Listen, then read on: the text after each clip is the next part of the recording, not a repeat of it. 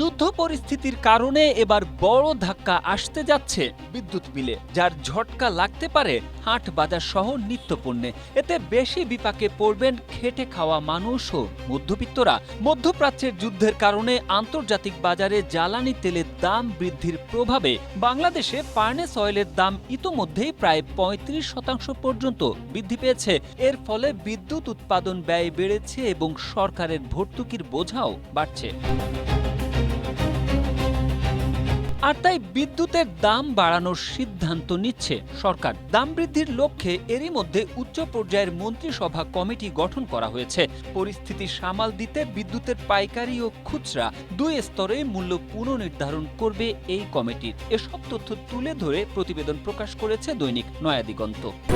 Strawberry super dotted ও classic variant sensation জাগুক শিহরণ।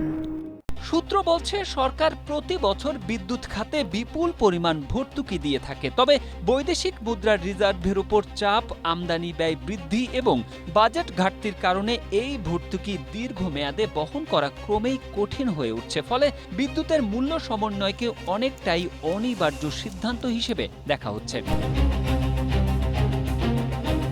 এদিকে বিশেষজ্ঞরা বলছেন ইতোমধ্যেই দেশে খাদ্য, পরিবহন ও গ্যাস সহ বিভিন্ন খাতে মূল্যস্ফীতির চাপ বিদ্যমান। এর ওপর বিদ্যুতের দাম বৃদ্ধি যুক্ত হলে মধ্যবিত্ত ও নিম্ন আয়ের মানুষের জীবনযাত্রার ব্যয় আরও বেড়ে যেতে পারে। আর তাই বিদ্যুতের মূল্য সমন্বয়ের ক্ষেত্রে নিম্ন আয়ের গ্রাহকদের জন্য সুরক্ষা ব্যবস্থা রাখা জরুরিও বলছেন তারা। Tarek Ahmed, Asia post.